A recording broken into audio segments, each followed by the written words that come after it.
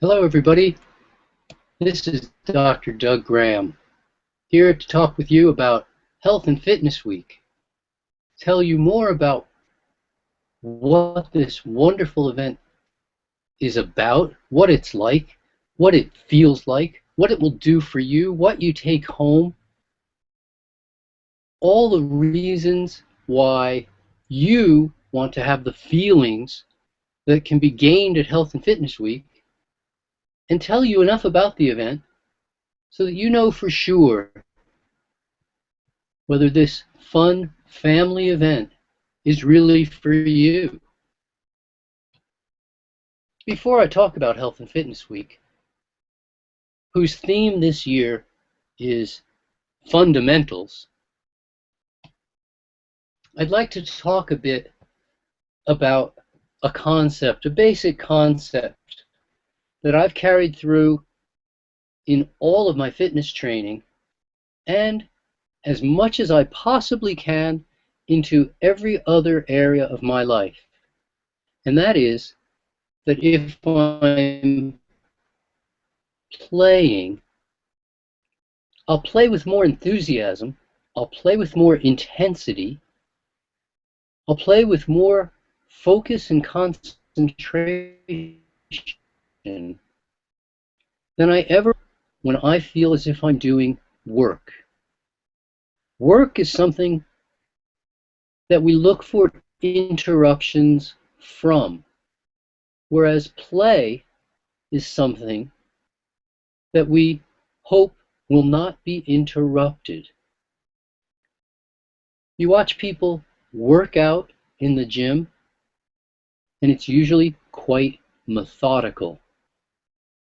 They get as efficient as they can, doing as little as they can. You don't see smiles and laughter. You don't see people having fun.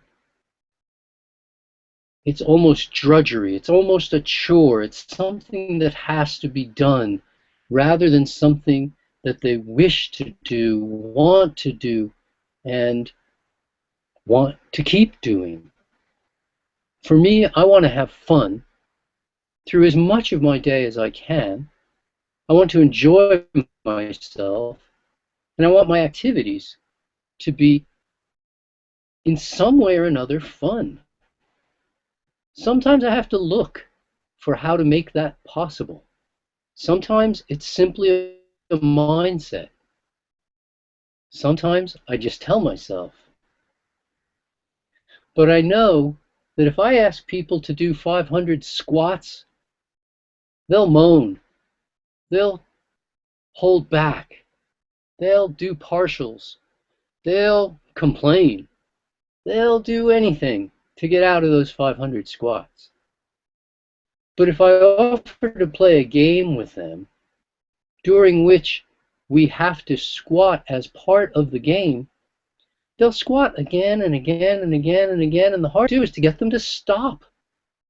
And they'll do the 500 squats with great intensity, with great feeling, with full enjoyment, and with more awareness that they want to get the squats exactly right, because that will allow them to play the game better, more successfully, have more fun, maybe win a few extra times or whatever it is. But having fun is a huge part of Health and Fitness Week. We don't have any competitions. We don't play any sports. We are looking at fitness from a completely different model. We're looking at it from a point of view of a lifetime of fitness to be enjoyed by everyone, no matter what your fitness level. If you're just the basic beginner, if you're an advanced, highly fit athlete, we will show you how to improve yourself rather than compare you to anyone else. So remember, have fun in your fitness training and in everything else you do. Make it a game and you'll play better. The question today, however, is how much training is too much training? If you run until you drop, is that just too much, or is that just the right amount? Are the athletes in this picture going to get up and go, wow, that was fun? Or did they overdo it? Where do the benefits lie in training hard? It's funny because in the medical model of things, when we do lab work, we understand full well that we don't want numbers that are too high, and we don't want numbers that are too low for any test that's being performed. We don't want to be too high in calcium or too low. We don't want to be high in temperature or too low. We don't want to be too high in cholesterol or too low, or any of the other things that we test in blood work. We understand that we want to hit that middle ground because that's the most effective, and that when we go out of range, either above or below, we actually lose some of the benefits rather than gain them.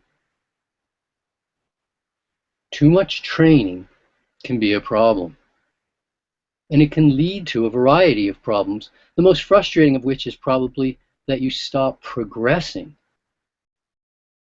Before we can really understand how training is too much training, however, we need to look at least a few terms so that we're all speaking the same language. The training effect, that is, your body developing the skills, abilities, shapes, forces, whatever it is that we're trying to gain through fitness training, comes about as a result of the training effect, which is brought into play by a combination of two factors. One is called overload, and the other is recovery. Overload is simply a reasonable challenge, one from which you can recover without particularly losing ground, having to lose time, have injuries, whatever. You want to be able to recover. But it's a reasonable challenge. If we say, can you jump off of a chair and land on the ground, for most people that might be quite a reasonable challenge, even though there's a bit of jarring at the bottom. And for other fitter people, perhaps jumping off a desk or a tabletop may well be possible and still a reasonable challenge. But jumping off the roof is probably an unreasonable challenge for most people, except for a few trained professionals or special individuals that have figured out how to jump off of a rooftop and survive. We want a reasonable challenge. Can you lift a bowling ball? Sure. Can you lift a wrecking ball? Well, no, the darn thing weighs 500 pounds or 1,000 pounds, and people aren't lifting that sort of thing up as a general rule. A reasonable challenge, something that you go, yeah, I can do that. No, it wouldn't just be easy, it would be challenging, but reasonably so. Yes, I can do that. Could I do it a little longer? Could I do it a little more often?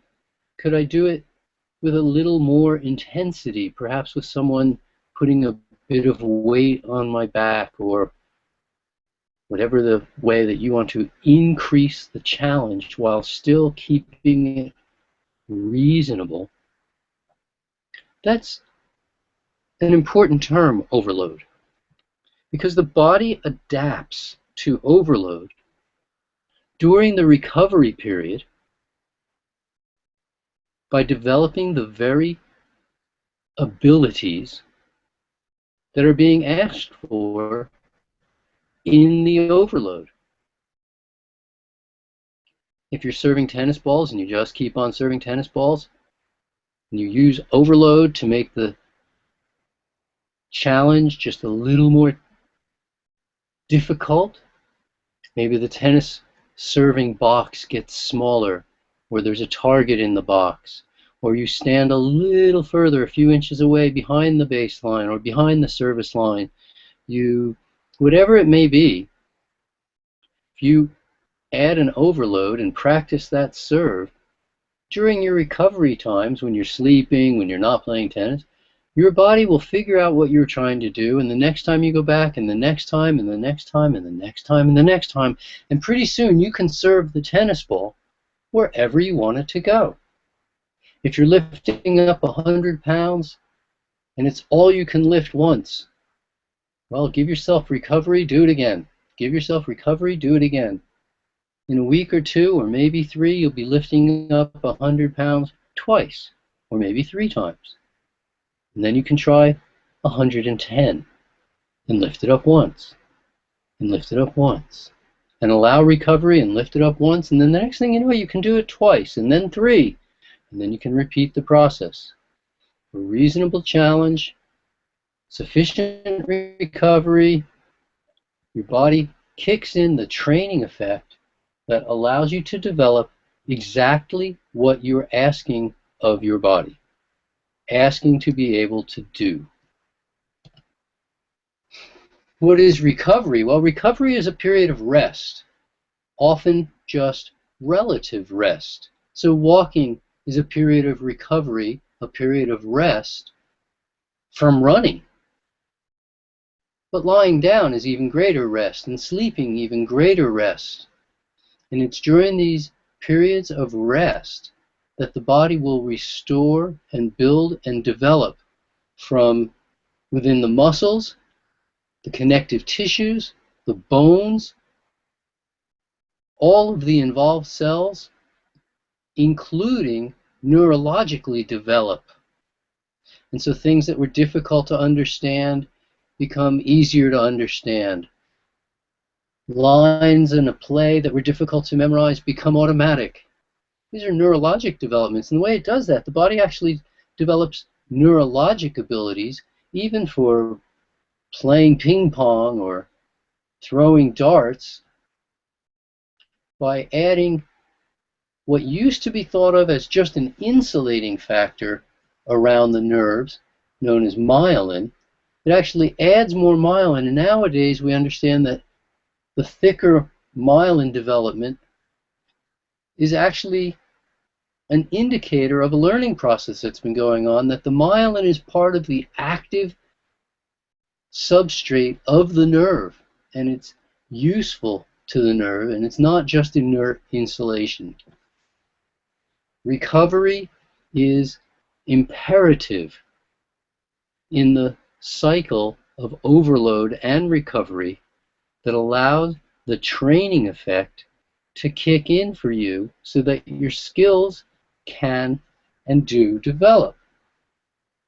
Without sufficient recovery, what you find is a loss of ability, a loss of enthusiasm, an increased risk for injury, and very little or no training effect happening. This is some pretty cool training effect. As a baby, we couldn't even stand. We learn to stand, we wobble all over the place. We learn to walk, and we wobble all over the place. Standing on one foot, that's an advanced skill for a little one. As adults, we may choose to learn handstands, and eventually one-hand handstands. This didn't happen overnight. This happened as a result of practice, practice, practice, a lot of practice. A lot of neurological development, a lot of myelin getting laid in on top of the nerve tracks, and of course sufficient muscular development to support the weight. The training effect took time through repeated efforts. Overload, recover. Overload, recover. Think how to apply overload. For this gentleman, if we wanted to apply overload, and he says, look, I can stand on this one hand as well as you can stand on 2 feet. I might say, well, great. Can you stand on that one hand while you're talking to me, or do you have to pay attention to what you're doing? Can you stand on that one hand while I squirt you with a squirt gun here and there? Can you stand on the one hand while I touch your feet from different sides and maybe give a little tiny push now and then? Can you stand on one hand with your eyes closed? Can you stand on one hand and tap your fingers? There's all sorts of ways to apply overload to anything we do. We usually think of it in terms of going further or going faster or going heavier. But there's all sorts of fashions and manners and methods to supply overload. Lifting weights in your gym all by yourself is one type of focus. But going into a room where there's a whole lot of people and new lighting and competition, that can very easily become overload for people, and what was easy on their own becomes very challenging in a new situation. The training effect is your best friend. But overtraining is very easily your worst friend, your worst enemy, no friend at all. Training, we understand. Overload, we understand. Overtraining is a challenge that's beyond your body's ability to recover. If it's beyond your body's ability to recover, bad things can happen when you overtrain. And we'll give you the signs and signals for overtraining. But if you train beyond your ability to recover, probably the best thing you could hope for is that you stop making progress. That's not usually the case, however. Very few people get lucky enough to just stop making progress. A fantastic number of athletes over the years have come to me and told me they're training and they're not progressing and they don't understand why. And almost always, they're overtraining. Now, overtraining is a relative thing because, as we mentioned, overload and recovery is a cycle. And so, in that cycle, how much training and how much recovering you do makes a difference as to whether or not you are overtraining. Maybe all you're doing is running a mile every day. And you go, running a mile can't possibly be overtraining. I'm only going 1 mile. That's not overtraining. But your eating habits aren't very good, and so your physiology for recovery is not very good. And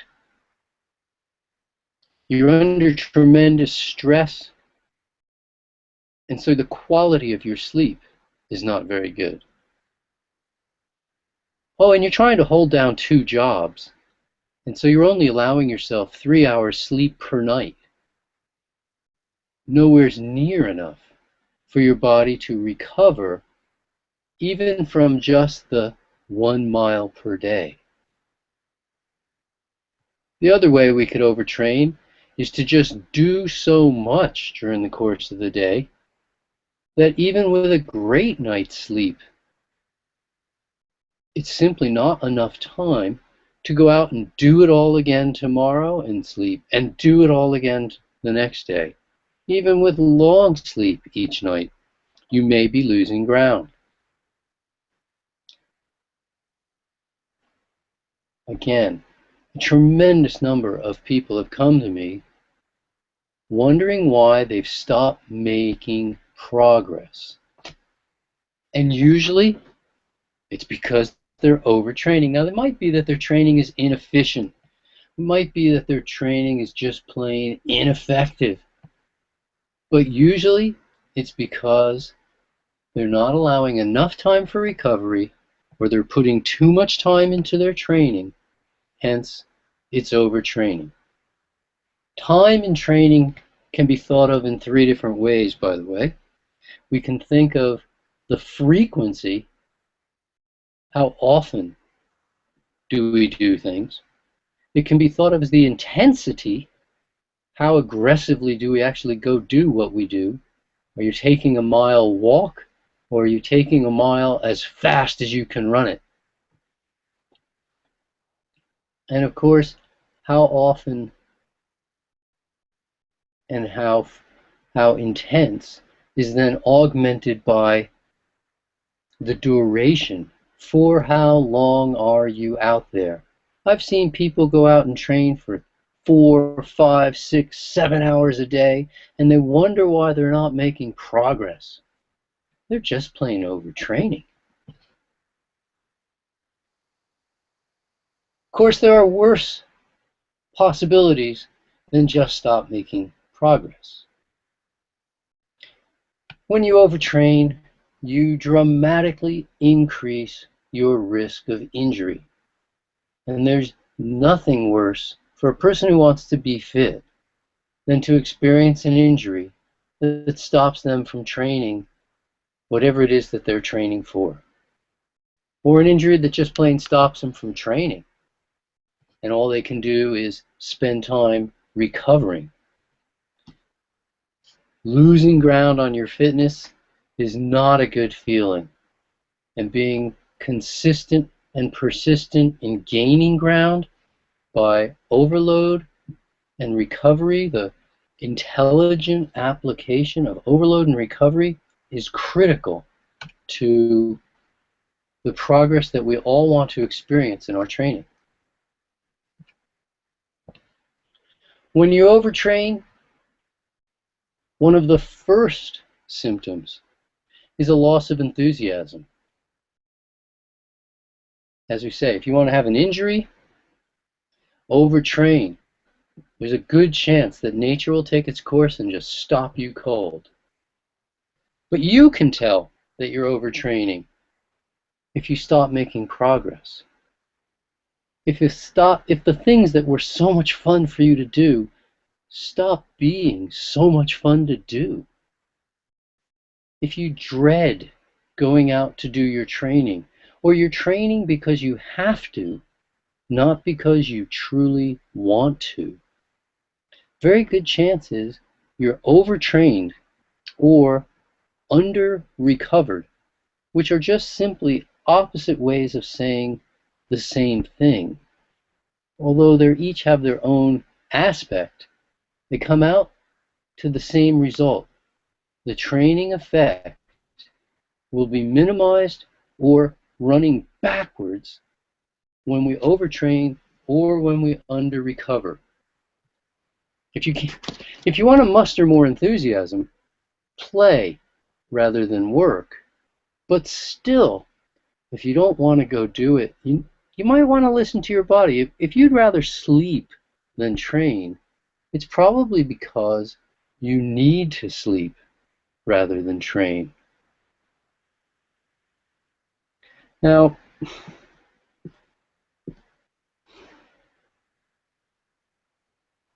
I want to make a point that I take time to answer the areas that are incredibly important to you and most important to you and your reasons for being here. So, before we talk about your focus, I'd like to know your reasons for being here today. What is it about Health and Fitness Week that interests you? Why are you putting time into your health and fitness? There's a brief poll on the right-hand side of your screen. If you haven't already taken it, please take a moment to mark down your interest points on the poll, and we'll go over those results with you shortly.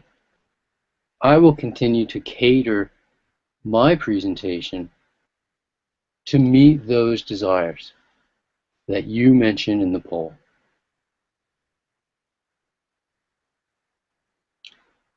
Some athletes monitor their recovery really closely. They look at the color of their urine, they check their respiratory rates, they check their heart rate. Some train with heart rate monitors. Some wake up and check their heart rate every single morning. If a guy wakes up every morning and his heart rate is 50, every morning, then he starts really training hard, and the next time he checks his pulse, it's 52, and the next time 54, and the next time 56. And he goes, wow, I'm training harder, but I'm not making the results I want of showing a trained cardiovascular system that I would expect my heart rate to be going down, not up. Maybe that person is overtraining. Maybe they're simply not recovering enough. A lot of times, doing less in a really focused way is more valuable than doing more and just putting in time that's wasted. A lot of times, doing less will bring better results from training. And I know it's difficult to embrace this idea. Sometimes the whole concept boggles people's mind. They go, you know what? Just do it, be done with it, and go home. So I'll cite an example. Jimmy Connors. Jimmy Connors was, in his day, #1 in the world of men's tennis. And there were times during his reign when he was unbeatable as the best player ever. Jimmy Connors was notorious for exceptionally short training sessions where many of his competitors would train 3, 4, 5 hours per day. They're professional tennis players, after all. Jimmy Connors was known to train often only 1 hour per day. When asked, how does the man train only an hour per day and still produce results that are better than anybody else, even people putting in 4 and 5 times as much training? His coaches would say, it's only an hour, but it's the most intense hour you've ever seen, and most other humans couldn't train that intensely for that long. He got the job done. It left him with a lot more time to recover every day, and he had a long career reigning at the top. Sometimes less is more. Just get done what you need to get done, and then don't extend it anymore. Get into the recovery phase so that the training effect can work for you.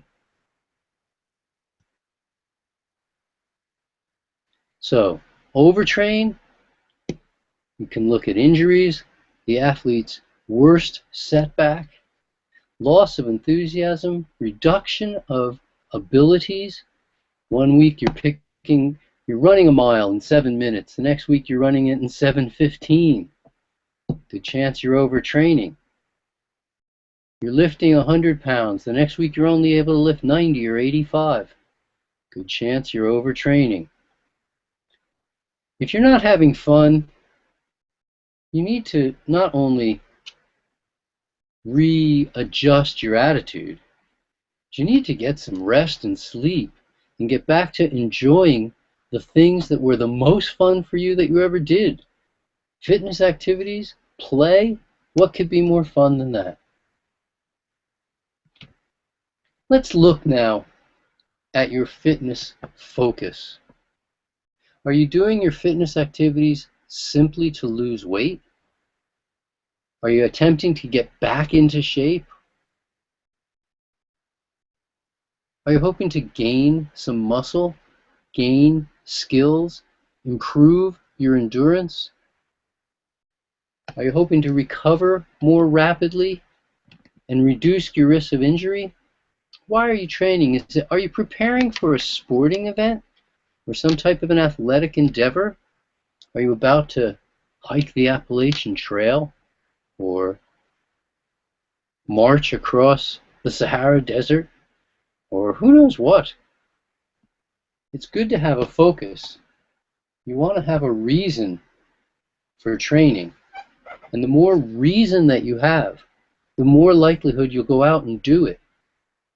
In fact, losing weight, getting back into shape or into better shape, gaining muscle, gaining skills, improving your endurance, improving your recovery time, reducing your risk of injury, and preparing for some competitions are not only all good reasons, if you need them. Maybe losing weight would be gaining weight for others or maintaining weight for others. Maybe gaining muscle isn't the thing for you. Maybe gaining strength is the thing for you. But these would all be great reasons.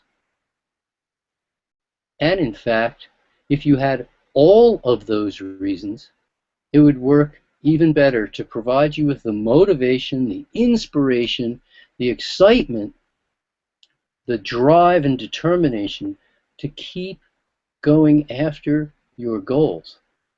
If you only have one goal, you want to lose weight. Well, then what? Once you've lost the weight, then what? Can you stop training? Would you want to? Maybe. But if you're also hoping to gain some strength and find yourself in better shape so that you can play more with your grandchildren or your children, or you're hoping to prepare for an upcoming fitness challenge, well then you're going to keep going. And then play has a purpose. Let's take a look at the results of the poll.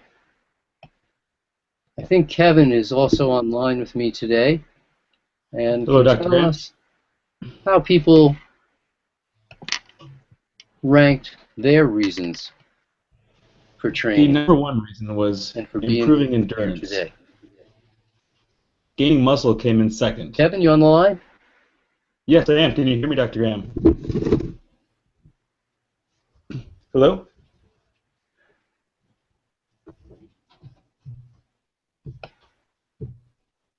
Ooh, excuse me. Hello? Can you hear me, Kevin. Dr. Graham?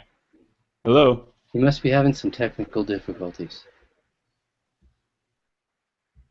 We'll move on and Kevin will get back to us. Let's take a look at the benefits of Health and Fitness Week.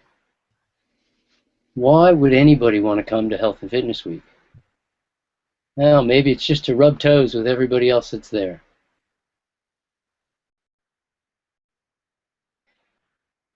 When we're at Health and Fitness Week, we're being trained by some of the world's top fitness and health coaches, each with specific areas of knowledge and strength which we utilize to maximum benefit.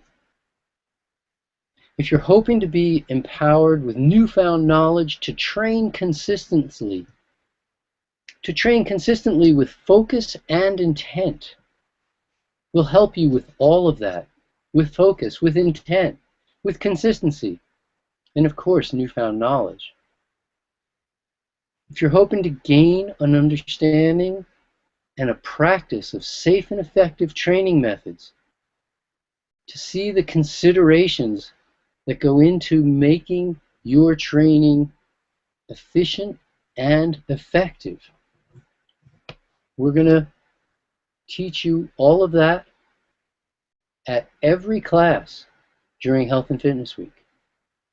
If you want to know which foods and meal plans best match your desired fitness and physique outcome, we're going to be giving you that one-on-one.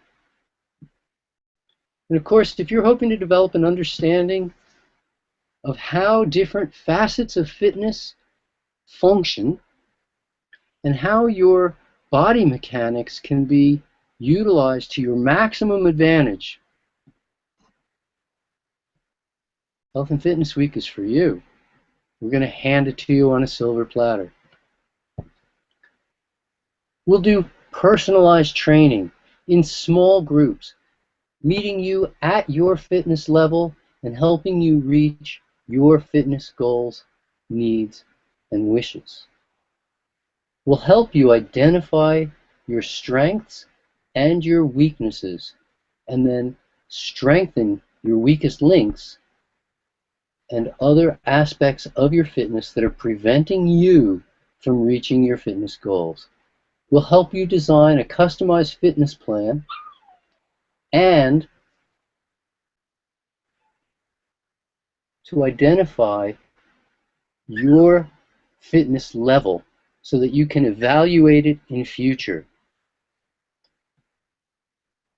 If you want to experience the power of knowing how to attain the type of physique you truly desire, you can do so best at Health and Fitness Week.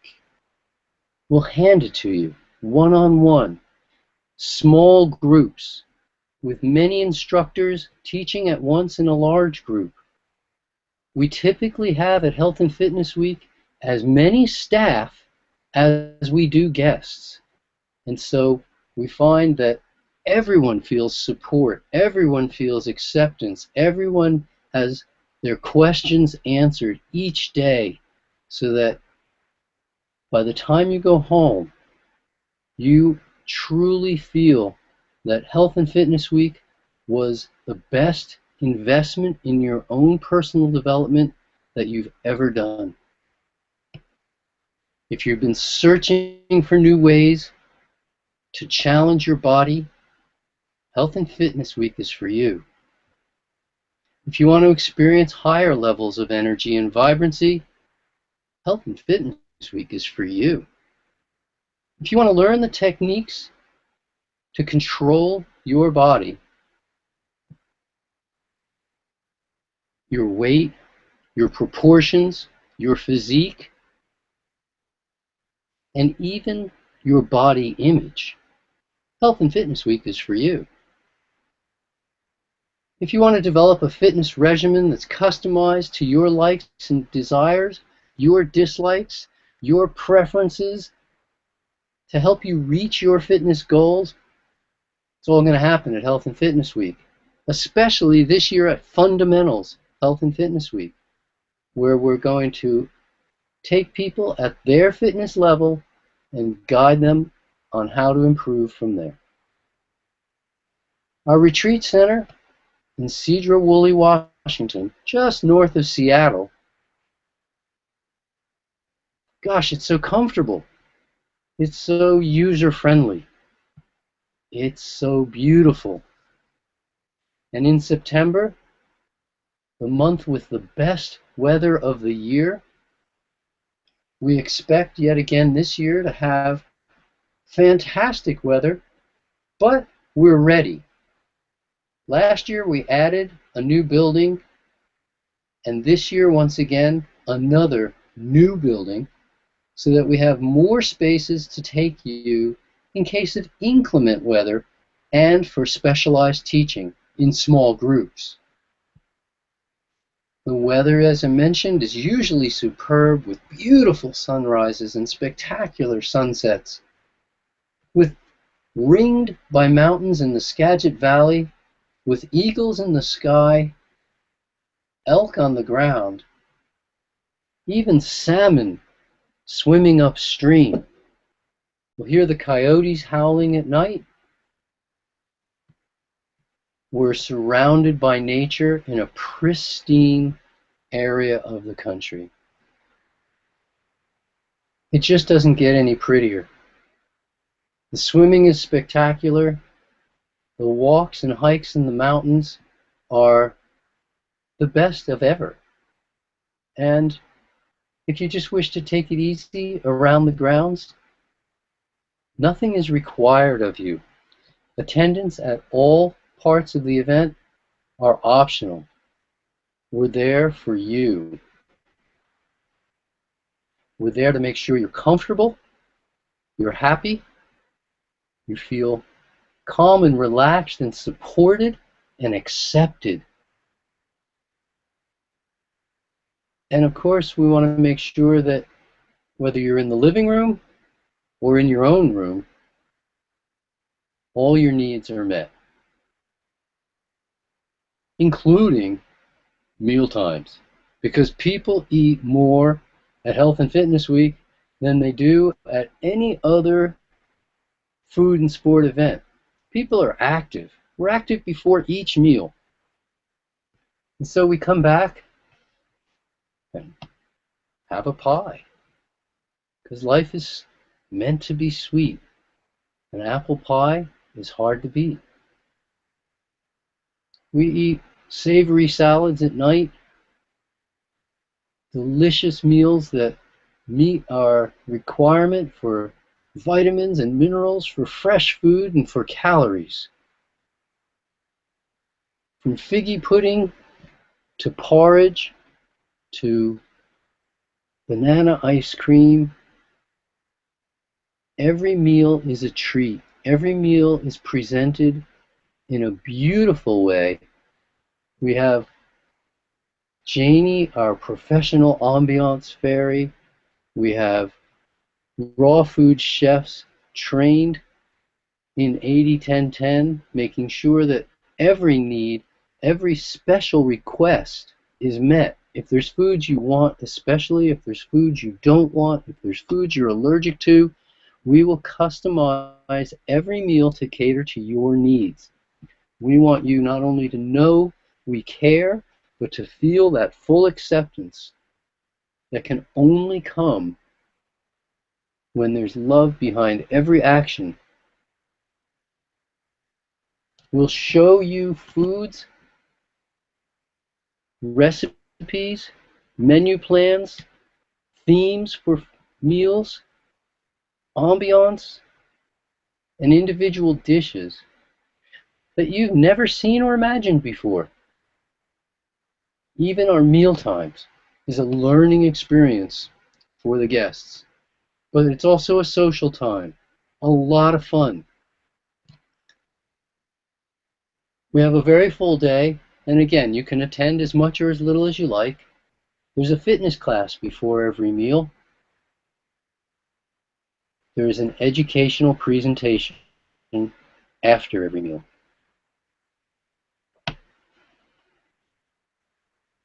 The day is filled, but there's plenty of time for fun. And you still go home with a personalized fitness program, an understanding of how to sculpt and shape your body so that you can develop the physique of your dreams and look the way you want to look in the future and on into the future. Of course, a boatload repertoire of new recipes and the nutritional information that will make staying true to your diet easier for you and will likely affect the rest of your friends and family as well.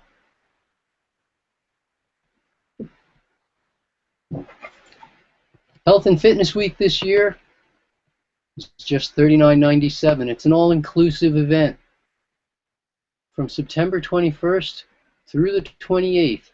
We'll meet you at the airport shuttle, take you to the retreat center, provide you with breakfast, lunch, and dinner, comfortable surroundings, all the classes, totally all-inclusive.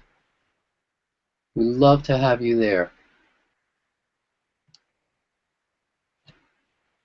Several people have already registered for Health and Fitness Week this year. The staff is in. Now there are a few spots left. We take a maximum of 16 guests as we guide them and hold their hand through a week that most people describe as not only seamless, but the best week of their life. Reserve your spot with a deposit at foodandsport.com/retreats.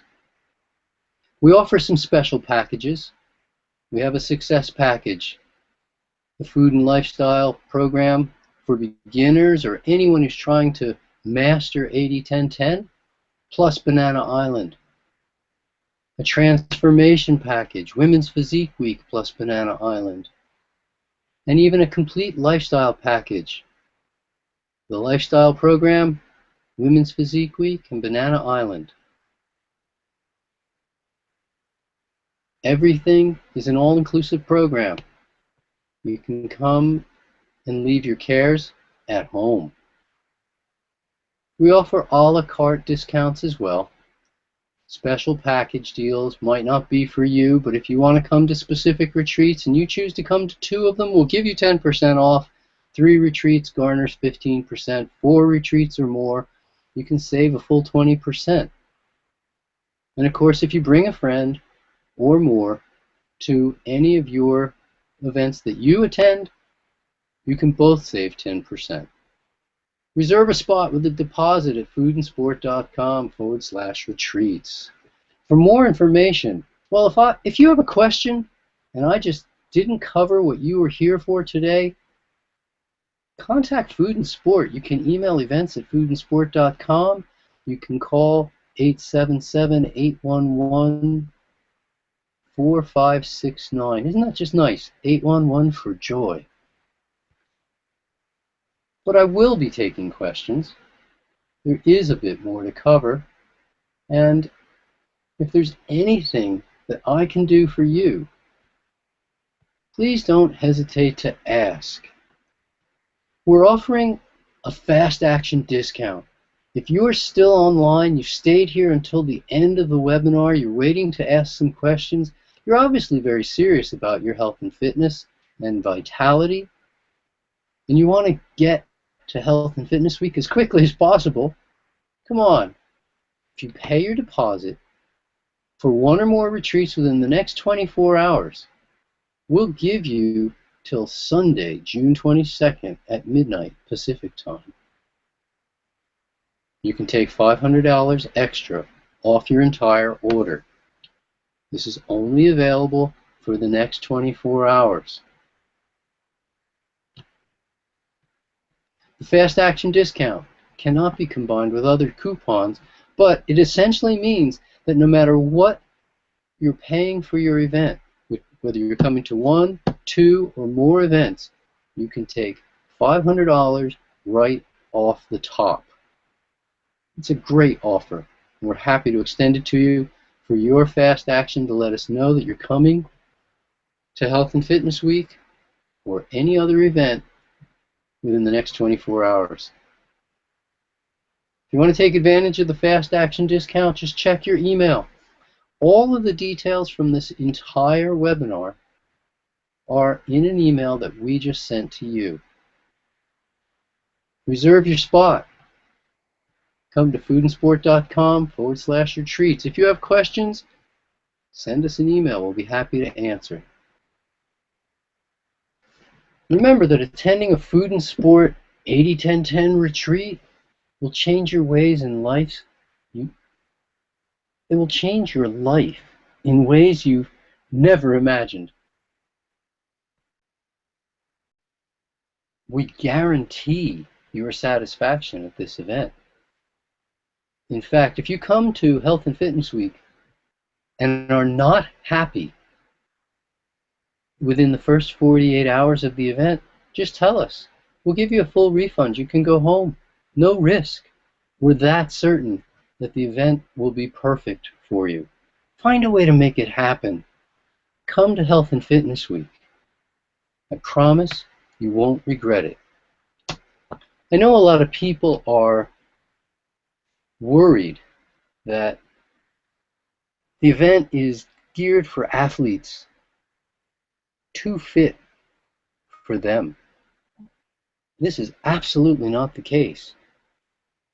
We always have beginners every year and teachers who are specialized at teaching beginners.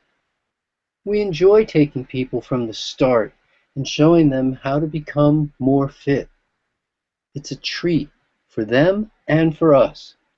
Yes, we also typically have at least a few international quality, world-class competition athletes. And they're there for the same reason as the beginners, to get better. and we help them do it. And they'll help everyone else. But regardless of your fitness level, we'll meet you where you are and show you how to improve from there. So don't hold back.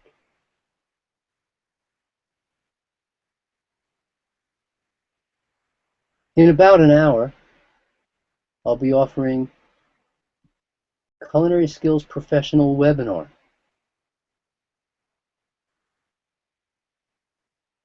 That's at noon Pacific time. And the educational portion there will be, are you ready to be the executive chef at a festival? How do you plan food for a large-scale event? We'll go through that from one end to the other. You'll have an idea of whether or not you truly are able to say, yes, I could be the chef at a festival, or yes, I could put on a party for 100 and it'll go well, or things of this sort.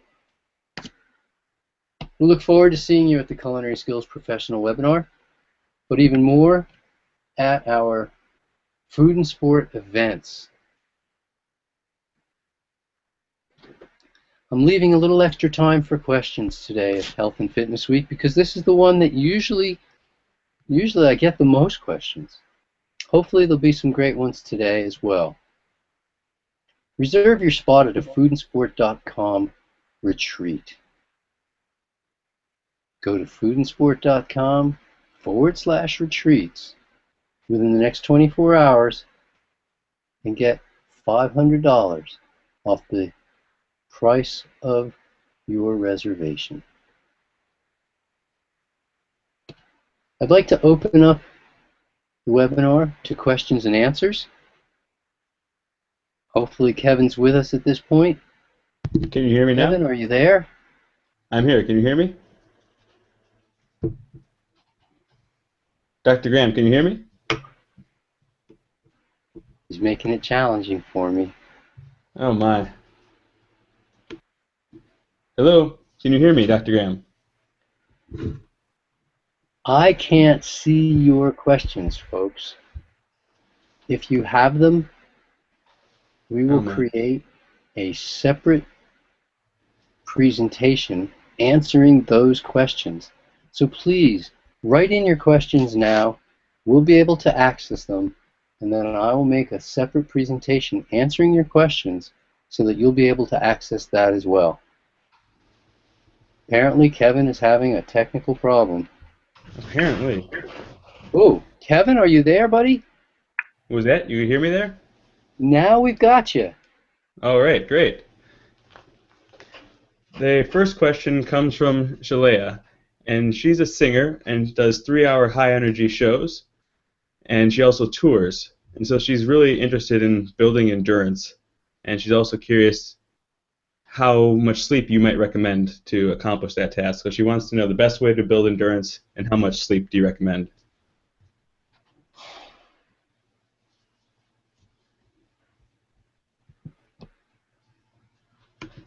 The amount of sleep has to be enough. If you ever feel you're not getting enough sleep, you probably aren't. And it's not a good feeling, ever. If you're waking up in the morning feeling like you haven't gotten enough sleep, even if it's, oh yes, but now I've got a million things to do, so I have to get up and I'm ready to go because I really want to go because there's so much to do and my list is long, but I don't feel like I've gotten enough sleep. Well, the only answer is get to bed earlier. And keep getting to bed earlier, even if it seems ridiculously early, or stay in bed late, even if it seems ridiculously late, until you're getting enough sleep. Anything less than enough sleep is not enough. And it will take a toll on your ability to recover, and it will take a greater toll on your enthusiasm, and an even greater toll on your ability to produce during the day. You just won't have that vibrancy that you would have if you were fully recovered from the day before. How to increase endurance? There are different people with different ideas about how to increase endurance. Some people say just endure. I don't believe that's the case, because just endure means invariably reducing the intensity while you increase the time. If you want to endure at high intensity, as you've described, then the trick really is to go to even greater intensity. An easy way to describe this is the short determines the long. And so you can't go to greater intensity in long duration than you can in short duration. If you want to have greater ability to endure, you need to develop greater intensity for short duration, and then with practice, you'll be able to do great intensity for longer duration. Another way of explaining this is, let's say you could only lift a chair that weighed 20 pounds. And when you lifted that chair 20 times, you were spent. That's all you had. Well, you could keep lifting that chair and practice with that chair over and over and over again. Get to where you could do 21. Get to where you could do 22, maybe 23 or 4 or 5 lifts of that same chair, the same lift over and over and over again. And very gradually, you could lift up more duration, more, as you're calling it, an ability to maintain and hold on and last. But if you really want the endurance to improve, the thing to do is get stronger. Get to where you can pick up more weight, a heavier chair, even if it's fewer times, and lift heavier and heavier until lifting that 20-pound chair is about as hard as lifting a piece of paper, at which point you'll find that you can lift it 100 times or 200 times, because it's just not as demanding. The short determines the long. If you want to increase your endurance, the way to do it is to increase the intensity of your training. And along with it, get enough sleep.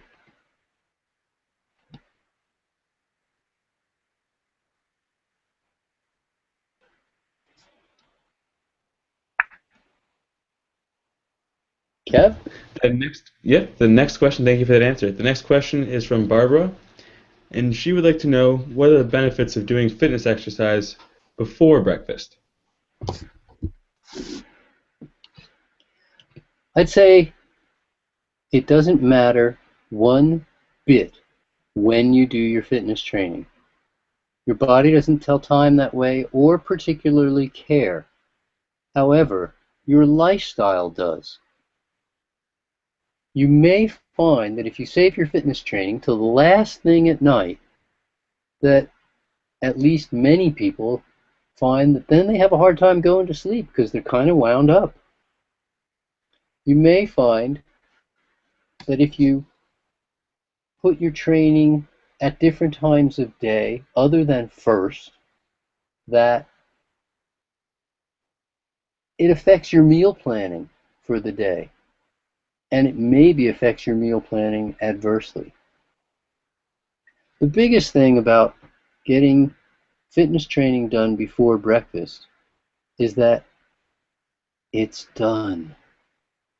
Because life has a way of intervening, and the things that aren't high on the priority list get put off or interrupted or replaced by other emergencies that come up in the day, and then all of a sudden there isn't time to do those things that you were hoping to do. So getting them done first, and certainly fitness training, getting it done early. Of course, it does make breakfast taste better. And for a lot of people, if they're truly training intensely, hoping to improve themselves, a lot of people can say, wow, I did my fitness training this morning. It was one of the hardest things that I'm going to do for my entire day. It means like anything else that comes to me during the course of the day, I know I can do it because I've already done the hardest thing. So everything else I can do. It doesn't matter what comes to me. And that's a kind of a great feeling to have, that, wow, no matter what else comes up in the course of the day, I'm going to be able to handle it because I already did the hardest thing. As far as the timing of it, is it better to train in the morning or the evening or the midday? Is it better to do cardio before you do strength training or things like that? It makes no difference. It just makes no difference. It's just a matter of where you have the time, where you have the energy, what your priorities are. Thank you for the answer. The next question comes from Danielle, and she says she's a mother of two, that she's not a professional athlete by any means, and that she was wondering if Health and Fitness Week would still be a good opportunity for her to start getting back into shape, or for it to be too intense for her. Health and Fitness Week is as intense as you want to make it. The training is custom designed from the very first class onwards. Each class is custom designed to meet you at your fitness level. We offer options for everything taught so that if a skill perhaps is challenging for someone who's not fit but easy for someone who is, we'll offer different options to show one person an easier way of doing it and someone else a more challenging way of doing it. We welcome beginners with open arms. I'd love to have an entire class just for beginners, and a whole fitness week of beginners would be fine by me. And the reason is because they make the most progress in the shortest amount of time. They're the most enthusiastic. They're in many ways the most fun to work with. Sure, I like working with top athletes, but I equally like working with people who just want to get in shape for the first time or back in shape and just want to do it right. We'll make it the most fun you've ever had, and expect to have a great time, Danielle, at Health and Fitness Week. Thank you, Dr. Graham. That about wraps up the questions for today.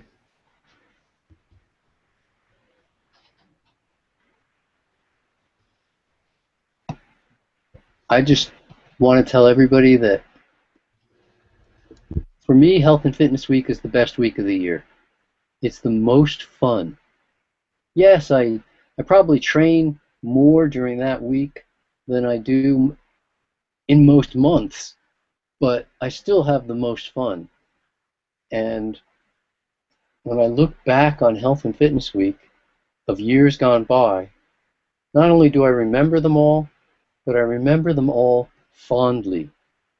And I look forward to the next one, and even 2015 Health and Fitness Week. If you're even thinking of coming to Health and Fitness Week, reserve your spot with a deposit. I promise that in all the years that I've run that event, no one has ever said to me, I'll come next year, but I can't come this year, and then actually came. People tell me they're coming next year, I pretty much write them off. No one has ever said to me after a week at Health and Fitness Week, gee, I wish I hadn't come. That wasn't worth it. That wasn't the best event of my life. If you want to become aware of how good 80-10-10 can be, how good the combination of food and sport can be, if you want to make some friends within the 80-10-10 family, be coached by more than a dozen people who are succeeding fully with 80-10-10. Let them show you and tell you how you can succeed as well. Come to Health and Fitness Week. It's the best event of the year. This is Dr. Doug Graham. Looking forward to seeing you at future events, meeting you, making friends, welcoming you into the Food and Sport family. Thanks, and I hope to see you soon.